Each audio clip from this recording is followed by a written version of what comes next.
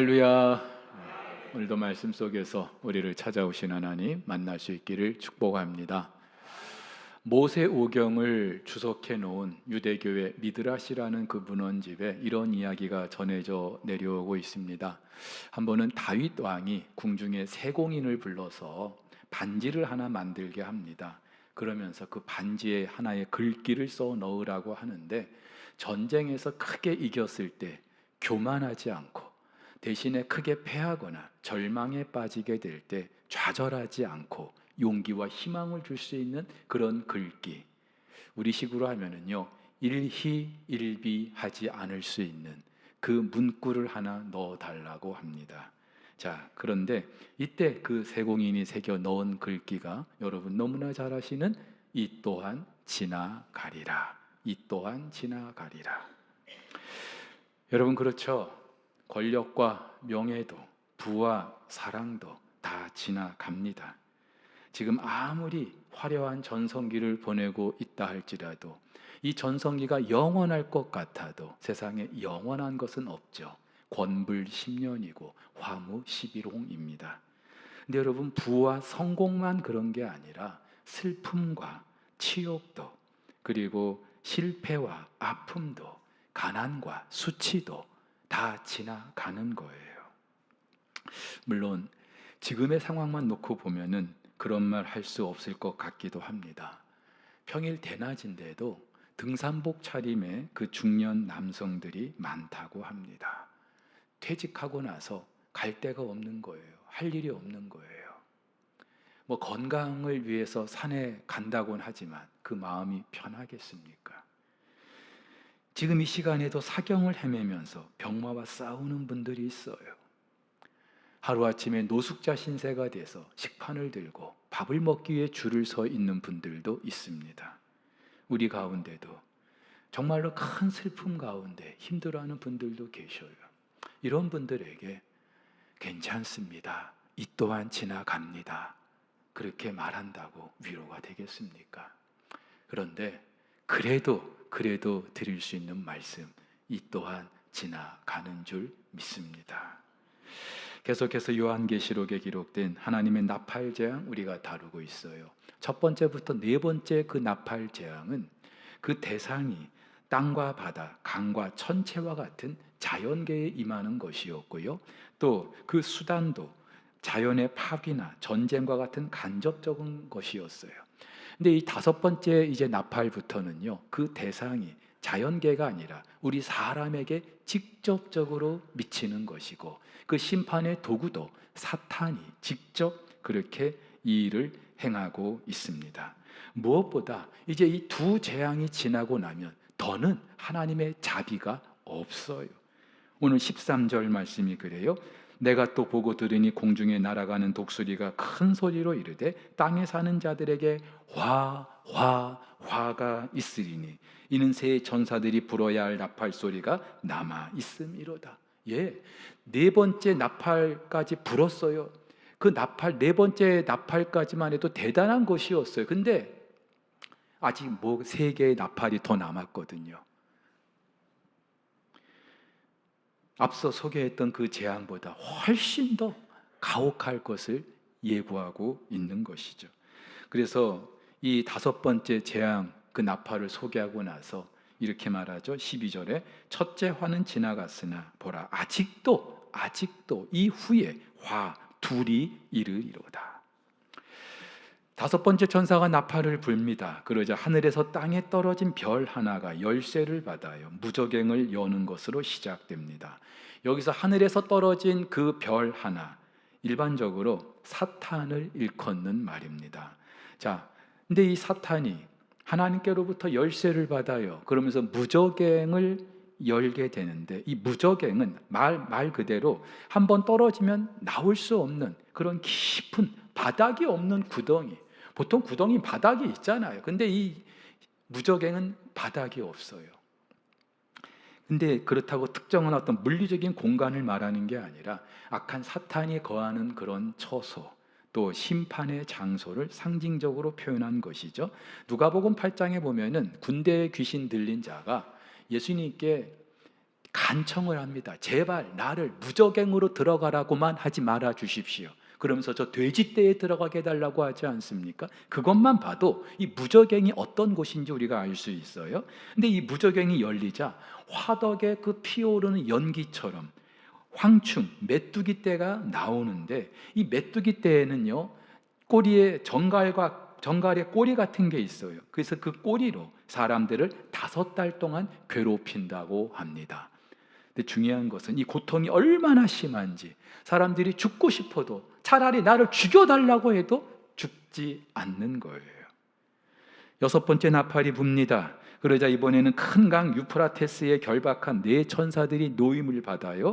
여기서 유프라테스 강을 언급했던 이유는 구약에서 바벨론, 아수르 또는 페르시아 같은 대제국이 일어났던 곳이 이 유프라테스 강이죠. 또 종말의 격전지로 상징되는 곳이기도 합니다. 아울러서 요한 당시 로마를 굉장히 위협했던 파르티안이라는 그런 제국의 그 군대가 주둔했던 곳이 이곳이라고 합니다. 근데 결박에서 노임을 받은 이 천사들에 의하여 2만, 그러니까 2억이라는 말이죠. 엄청난 숫자의 마병대가 동원이 되는데, 이들이 불과 연기와 유황으로 이번에는 사람 3분의 1을 죽이는 거예요.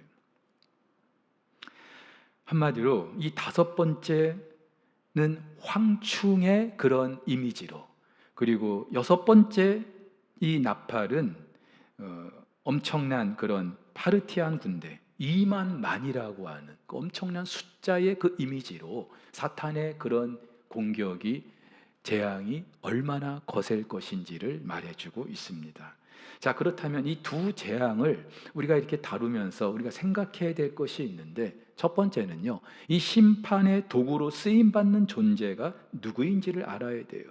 자, 물론 이 모든 심판의 주체는 하나님이에요. 하나님의 허락하심 가운데 주어진 것입니다. 그런데 하나님께서 누구의 손을 통해서 이 세상을 지금 심판하고 계십니까? 사탄이에요. 9장 1절에 하늘에서 떨어진 별 하나, 이사야 14장 12절에 보면은 너 아침의 아들 계명성이여 라고, 계명성이라는 말이 나와요. 근데 이 계명성, 샛별 또는 금성이라고도 하죠. 영어로는 비너스라고도 하지만 또 루시퍼, 라틴 그 벌게이트 역에서는 루시퍼라고 그렇게 번역하기도 합니다. 이 계명성, 그 당시 바벨론을 상징하는 말이기도 한데요, 또 한편으로는 하늘에서 하나님을 대적하고 땅에 떨어진 타락한 천사장 사탄, 루시퍼를 상징하는 말이기도 해요. 자, 9장 3절에 황충이라는 말, 9장 12절에 황충의 왕, 무저갱의 사자, 다 같은 말이에요. 특별히 황충의 왕, 무저갱의 사자를 일컬어서 오늘 히브리어로는 아바돈, 헬라어로는 아볼루온이라고 그렇게 칭하고 있습니다. 둘 다 파괴자라는 그런 의미가 있어요. 사탄의 속성이 무엇인지를 잘 말해주는 겁니다. 또 9장 19절에 뱀도 그래요. 계시록에서 이 뱀은 항상 사탄의 세력을 상징하고 있습니다.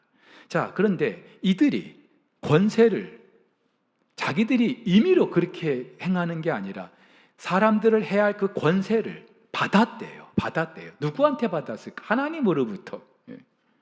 결국은 이 사탄의 그런 모든 공격과 또 모든 그런 세력이 하나님의 통제 아래 있다는 사실을 말해주고 있어요. 하나님께서 이 사탄을 심판의 도구로 사용하고 계시다는 거예요.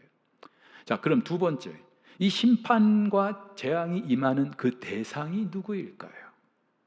하나님이 누구에게 이 심판을, 사탄의 그 세력을 통해서 지금 내리고 계시는 겁니까? 한마디로 그 사탄의 세력을 추종하는 자들, 오늘 8장 13절에 땅에 사는 자들, 9장 4절에 하나님의 인침을 받지 않은 사람들, 9장 15절에 죽이기로 작정된 3분의 1의 사람들. 여러분, 우리 지난 7장에서 하나님 보좌 앞에 능히 셀 수 없는 큰 무리가 하나님을 찬양하는 그 모습 우리가 살폈어요.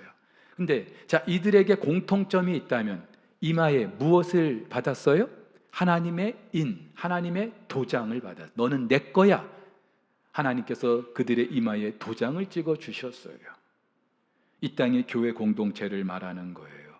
자, 그런데 오늘 이 본문에 보면은 이 하나님께서 심판하시는 그 대상들이 누구예요? 그 하나님의 인을 받지 못한 사람들, 택하심을 받지 못한 사람들, 한마디로 구원받지 못한 지옥의 백성들을 말하는 거예요.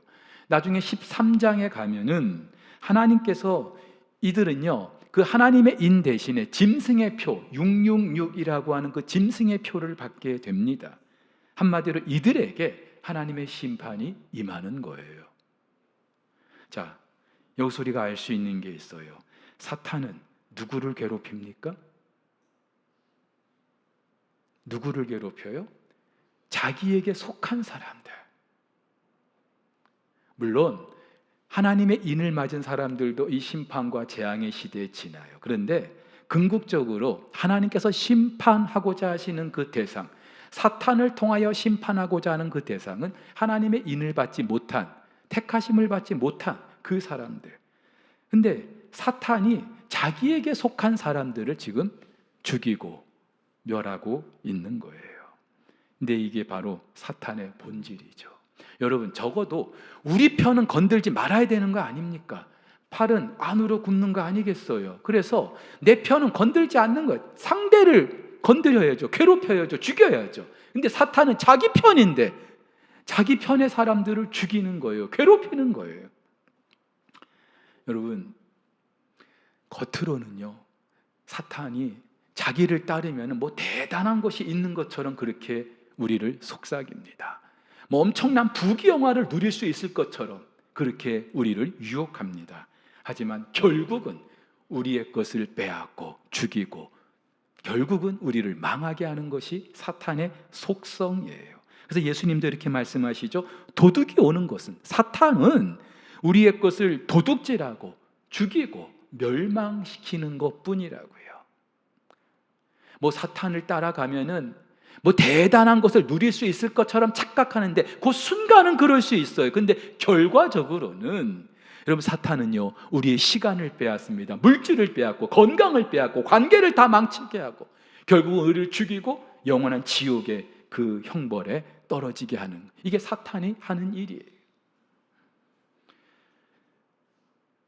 당연하죠. 사탄의 그 이름이 뭐라고요? 파괴자, 아바돈, 아볼루온, 파괴하는 존재이기 때문에.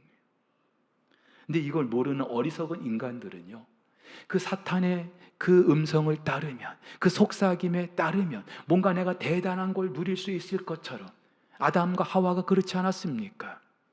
그 하나님이 금하신 열매를 따 먹으면 하나님처럼 될까 싶어가지고 어떻게 됐어요? 근데도 안타깝게도 많은 사람들이 그런 줄 알면서도 쫓아가는 거예요. 요즘 오디세이라는 영화가 흥행을 하고 있어요. 근데 이 오디세이가 트로이 전쟁 마치고 이제 이타카 고향으로 가는 길에 한 번은 그 세이린들이 그 아름다운 노랫소리를 들려주는 그 섬을 지나게 되는데 누구든지 그 노랫소리만 들으면 그쪽으로 갈 수밖에 없어요. 근데 알아요. 가면은 죽는다는 거 알아요. 그런데도 어쩔 수 없이 끌려가는 거예요.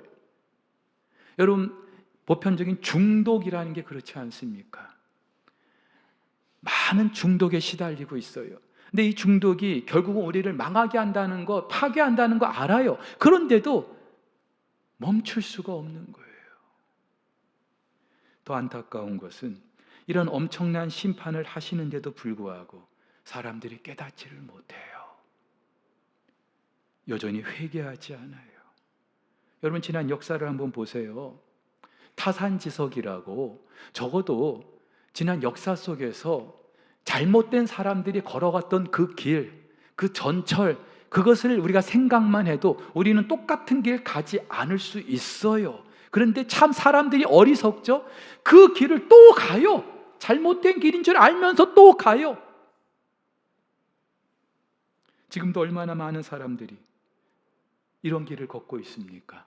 돈이 전부인 줄 알고 돈 보고 결혼했는데 그 인생 결국은 파국으로 끝난 그런 사람들 얼마나 많아요. 순간에 그 육신의 탐욕을 추구하다가 인생 전체가 파탄난 사람들 얼마나 많아요. 그렇다면은 좀 정신 차리고 깨닫고 뉘우쳐야 되는데 그러질 않는 거예요. 여전히 사탄의 속삭임을 따르고 있어요. 오늘 20절, 21절에 뭐라고 말합니까? 이 재앙에 죽지 않고 남은 사람들은 손으로 행한 일을 회개하지 않고 오히려 여러 귀신과 또는 보거나 듣거나 다니거나 하지 못하는 금은동과 목석의 우상에게 절하고 또 살인과 복술과 음행과 도둑질을 회개하지 아니하더라. 이게요, 뭐 사람 죽여놓고 회개하지 않는 이런 걸 말하는 거 아니에요. 그것도 물론 포함이 되겠지만은 저와 여러분들이 혹시라도 삶 속에서 악한 사탄의 그런 유혹에 끌려가는데도 그게 잘못된 줄 알면서도 회개하지 않는다는 거예요. 이유가 있죠. 사탄의 속삭임이 주는 그 치명적인 매력. 아담과 하와가 그 선악을 알게 하는 나무의 열매를 봤을 때 보암직하고 먹음직하고 지혜롭게 할 만큼 탐스럽기도 했어요. 매력이 있기 때문에. 오늘 보세요. 9장 7절에 그 황충의 머리에 금 같은 관이 있대요. 한마디로 자기를 따르면 그런 면류관을 씌워줄 것처럼 거짓 면류관이죠. 또 황충이 사람의 얼굴을 하고 있대요. 여자의 머리털 같은 머리털이 있대요. 사람들의 환심을 사기에 충분한 것들이에요. 근데 이게 바로 그들이 심판을 받을 사람들이라는 사실을 스스로 증명해 주고 있는 거예요. 애굽의 바로가 거듭된 재앙에도 회개하지 않았던 것과 같습니다. 여러분, 제가 말씀드렸어요. 하나님께서 이 심판과 재앙의 시대 뭐 한두 가지 그냥 심판으로 그냥 다 멸하시고 하나님 당신의 나라를 이루시면 될 것 같은데 적어도 지난 2000년 역사 동안 지금까지 질질 끌고 계셔요. 7 인의 심판, 7 나팔의 심판, 7 대접의 심판. 여러분 출애굽할 때 10가지 재앙만 해도 그랬죠? 저 같으면 한두 가지 재앙으로 그냥 끝내버리면 될 것 같은데 왜 10가지씩이나 두 가지 마음이 하나님의 두 가지 마음이 숨겨져 있는 거예요. 하나는 그래도 회개하고 돌아올 자들이 있을까 기다리시는 거예요. 하나님의 심판이 지연되고 있는 이 이유는 이 가운데서도 하나님이 회개하고 돌아올 자들을 찾고 계시는 거예요. 그런데 하나님의 심판하기로 작정된 자들은요, 그 와중에도 회개하지 않아요. 애굽의 바로가 그랬잖아요.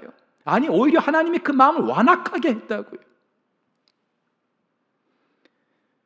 그래서 로마서를 보면은요, 하나님을 떠나서 죄와 탐욕에 빠진 사람들에 대한 하나님의 대응 이렇게 나타나죠. 내버려 두는 거예요. 우리 같으면 여러분, 우리 부모님들 자식이 잘못된 길로 가고 있어요. 어떻게 해야 돼요? 무슨 수를 서서라도 막아야죠. 전에 경기도 지사를 지냈던 남경필 씨, 그 아들이 마약에 중독이 됐어요. 쉬쉬할 수 있겠죠. 보통 부모님들 그러면서 어떻게든지 좀 막아보려고 해보겠죠. 안 되니까 어떻게 해요? 경찰에 아버지가 직접 아들을 신고했어요. 감옥에 보냈어요. 이게 자식이죠. 근데 내 자식 아니면 어떻게 해요? 내버려 두는 거예요. 잘 뭐 그렇게 살든지 말든지. 하나님이 그렇게 하신다는 거 얼마나 무서워요. 그래서 로마서를 보면은요, 그러므로 하나님께서 그들의 마음의 정욕대로 더러움에 내버려 두사. 또 26절에도 이 때문에 하나님께서 그들을 부끄러운 욕심에 내버려 두셨으니 28절에도 그들이 하나님 마음에 두기를 싫어하며 하나님께서 그 상실한 마음대로 내버려 두사. 굉장히 무서운 말씀이에요. 여러분, 우리는 삶 속에서 이런저런 고난이 있을 때, 하나님의 회초리가 있을 때 하나님 도대체 왜 이러십니까? 내가 뭐 잘못했다고요? 우리는 하나님께 악다구니를 쓰면서 막 대들기도 하는데 여러분 사실은요, 감사해야 돼요. 왜냐하면 우리를 내버려 두지 않고자 하시는, 우리가 하나님 당신의 아들, 딸이기 때문에 그렇게 해서라도 우리를 돌이키게 하시기 위한 하나님의 사랑의 매인 줄 믿습니다. 전에는 하나님의 매가 사랑의 매라는 게 잘 이해가 안 됐어요. 그런데 내가 부모가 돼 보니까 부모가 자녀에게 회초리를 들 때 어떤 마음인지 그게 하나님 마음이더라고요. 그래서 고난은 변장된 축복이 맞는 거예요. 그런데 혹시라도 하나님이 그런 사인을 주시는데도, 이런저런 회초리를 대시는데도 여전히 회개하지 않아요? 마음이 완악해져 있어요? 회개할 생각도 못해요? 의심해 보셔야 돼요. 나 하나님 택한 자냐? 맞는가? 하나님의 자녀는 그럴 수 없기 때문이에요. 자, 세 번째, 그럼 이 심판의 양상과 그 정도는 어떻습니까? 다섯 번째 재앙에서 무저갱이 열릴 때 화덕에 연기 같은 연기가 올라오고 그 연기 때문에 해와 공기가 어두워졌다고 합니다. 보이질 않는 거예요. 한마디로 가치관이 변질되는 겁니다. 사람들이 무엇이 옳고 그른지 분간하지 못하는 거예요. 속된 말로 똥인지 된장인지 모르는 거예요. 여러분, 지금 이 시대를 일컬어 포스트 모던 시대라고 합니다. 이 포스트 모던 시대는요, 절대 가치가 다 사라져버린, 붕괴된 그런 때를 말해요. 적어도 100년 전만 해도, 아니 100년까지 갈 것도 없어요. 동성애, 이거는 사람들이 정말 입에도 오르내리기 힘든 것들이었는데, 이제는요, 뭐 인권이니 차별 금지니 하면서 온갖 가지 말로 포장해가지고, 물론 동성애 자들을 우리는 긍휼히 여겨야 돼요. 하지만 동성애 그만큼은 죄잖아요. 근데 이게 사람들이 죄로 생각을 안 하는 그런 시대가 돼버렸다고요. 우리는 보통 세대 차이라고 합니다. 저만 해도 우리 아이들하고 생각하는 게 너무나 지금 달라졌어요. 물론 뭐 그럴 수 있어요. 근데 전에는 옳았던 건데, 전에는 그것이 진리라고 생각했던 것인데, 우리 자녀들의 때에 와서 이게 진리가 아닌 것이 돼버리는 거예요. 갈수록 가치관이 흔들리고 있는 거예요. 변질되고 있는 거예요. 무엇이 옳고 그른지. 그냥 우리 그리스도인들도 마찬가지예요. 목사님, 다 그렇게 살아요. 다 그렇게 살아요. 네, 다 그렇게 살아도 그렇게 살지 말아야 되는 것이 우리 그리스도인인 줄 믿으시기를 바랍니다. 이 시대 최고의 가치가 뭐예요? 돈이죠. 돈만 되면 장땡이에요. 돈만 되면 다 용서가 돼요. 우리 그리스도인들도 마찬가지예요. 하나님 말씀에 옳은지 그른지 그거는 생각하지도 않고 돈만 되면 우리 속고 있는 거예요. 근데 그게 결국은 우리를 파멸에 이르게 한다고요. 그래서 바울이 이렇게 말해요. 부하려 하는 자들은 시험과 올무와 여러 가지 어리석고 해로운 욕심에 떨어지나니 곧 사람으로 파멸과 멸망에 빠지게 하는 것이라. 돈을 사랑하며 일만 악의 뿌리가 되나니 이것을 탐내는 자들은 미혹을 받아 믿음에서 떠나 많은 근심으로써 자기를 찔렀도다. 자기 스스로에게 고통을 가한다는 거예요. 오늘 본문의 황충의 꼬리가 사람들을 괴롭게 했던 것처럼 그 위력이 얼마나 대단한지, 당시 그 팔레스타인에서 출몰했던 메뚜기 떼, 황충의 떼에 비유하고 있어요. 여러분 영화 같은 데서 메뚜기 떼 한번 보시죠. 메뚜기 떼가 한번 딱 습격하면은요, 하늘이 캄캄해져요. 메뚜기 떼가 한번 지나고 나면은요, 완전히 쑥대밭이 먹을 게 없어요. 예측이 안 돼요. 신출귀몰이에요. 또 여섯 번째 재앙에서는 2만 만의 그 마병대 모습으로 나타나고 있어요. 당시 그 파르티아, 로마를 위협했던 엄청난 그런 파르티안 군대의 이미지를 지금 요한이 끌고 오는 건데, 이들이요 불과 연기와 유황으로 사람들 3분의 1을 죽였대요. 한마디로 이 2만 만의 마병대는 전쟁으로 엄청난 사육과 학살이 있을 걸 말하고 있는 거죠. 여러분 지난 역사만 해도 그렇지 않습니까? 솔직히 우리 인류의 전쟁은, 인류의 역사는요, 전쟁의 역사라 해도 과언이 아닐 거예요. 뭐 가깝게는 1차, 2차 세계대전만 해도 그렇죠. 그 전쟁으로 죽은 사람들이 얼마나 많습니까? 우리 한국 전쟁으로 죽은 사람들이 얼마나 많아요. 또 전쟁만 있습니까? 나치가 유대인 600만 명을 학살하지 않았습니까? 캄보디아의 폴포트가 킬링필드, 그 600만 인구 가운데 200만을 다 죽여버렸어요. 이유도 없어요. 아프리카의 르완다는요, 투치족과 후치족 서로 종족이 다르다는 그 이유만으로 서로 죽이고 죽여서 80만 명이 불과 100여일 만에 다 죽어버렸어요. 우리 근현대 우리나라만 해도 마찬가지예요. 해방 이후에 적어도 지금까지 이념이 다르다고, 사상이 다르다고, 어제까지 형 동생 하면서 그렇게 친하게 지내던 사람들이 서로 창을 찔러 칼로 죽이고 총으로 쏴서 죽이고, 이게 우리의 지금 역사예요. 어떻게 이런 일이 있을 수 있는 거예요?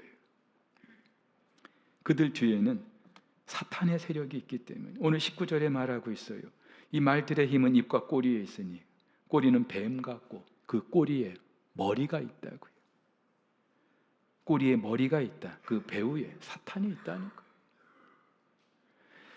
자, 우리가 지금 이제 7 나팔 재앙 가운데 5번째, 6번째를 다뤘습니다. 자, 이렇게만 보면은 진짜 두렵고 무섭고 그렇죠. 근데 어떻게 해요? 아직 이제 7번째 나팔이 남았는데 그 7번째 나팔이 울리면은 7 대접의 심판이 또 남았거든요.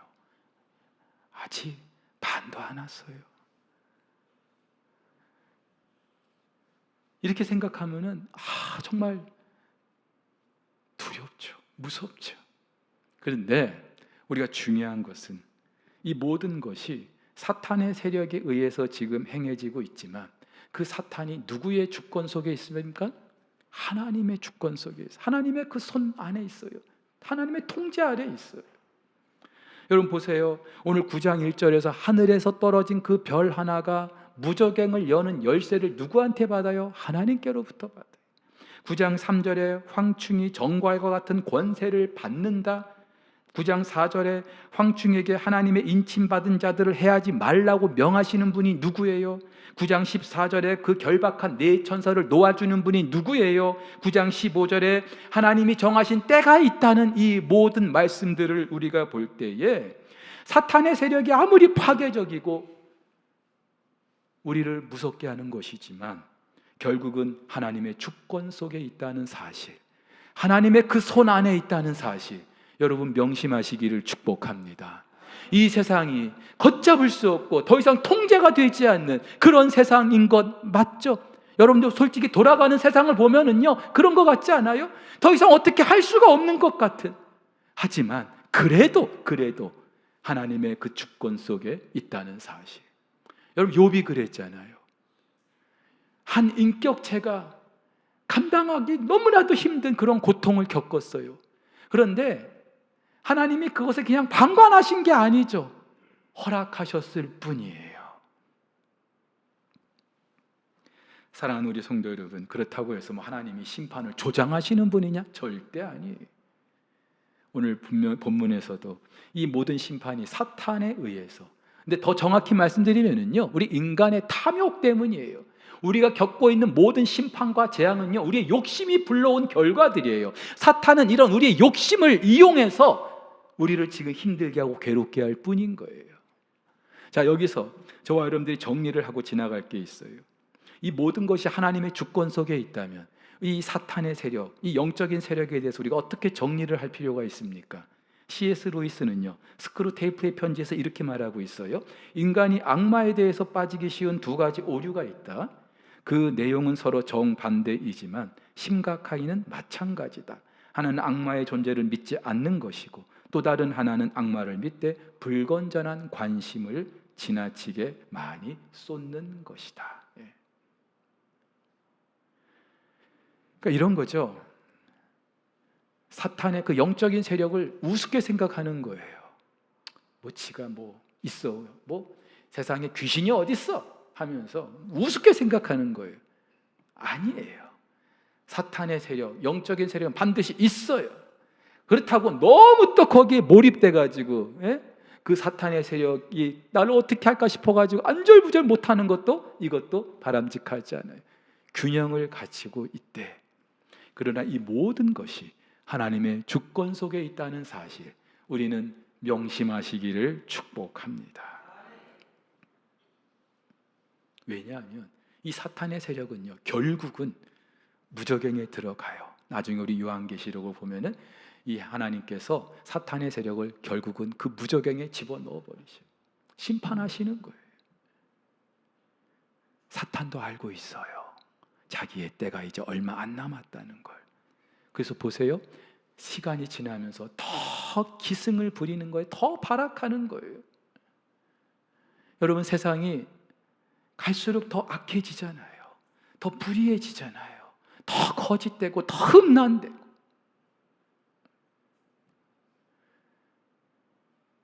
저 잘할 때만 해도 아동 그 성착취물 그런 것 들어본 적이 없어요. 지금은요, 갈수록 하여튼 죄를 짓는 일에는 사람들의 지능이 고도로 발달해가지고 세상이 얼마나 더 악해지는지 몰라요. 이게 우리가 살고 있는 현실이에요. 근데 여러분, 명심하십시오. 밤이 깊을수록 새벽도 가까운 법인 줄 믿습니다. 바울이 이렇게 말해요. 너희가 이 시기를 알거니와 자다가 깰 때가 벌써 되었으니 이는 이제 우리의 구원이 처음 믿을 때보다 가까웠습니다. 밤이 깊고 낮이 가까웠으니 그러므로 우리가 어둠의 일을 벗고 빛의 갑옷을 입자. 자, 바울이 지금 이 말을 했던 때는 2000년 전이에요. 서기 1세기에 로마서를 기록하면서 이 말씀을 주고 있어요. 근데 지금은 그 로마서를 기록할 때보다 2000년이나 지났어요. 그러면 그때 자다가 깰 때가 됐다고 했다면 지금 2000년이나 지난 지금은 어떻겠습니까?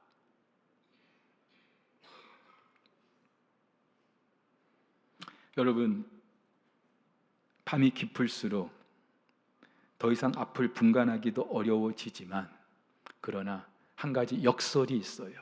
밤이 깊으면 깊을수록 무엇이 가까운 거예요? 새벽이 가까운 거예요. 이 세대를 우리가 보면서 진짜 세상의 마지막 때라고 우리는 다들 그렇게 탄식합니다. 근데 탄식은 하면서 정신 차리고 빛의 갑옷을 입을 생각은 안 해요.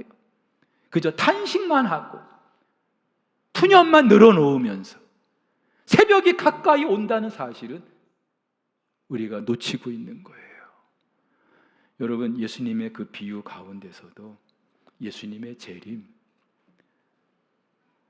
신랑을 기다리는 것과 같이 아무도 알지 못하는 사이에 멀리 떠난 주인이 다시 돌아오는 것과 같이 아무도 모르게 불시에 그렇게 임하신다고요.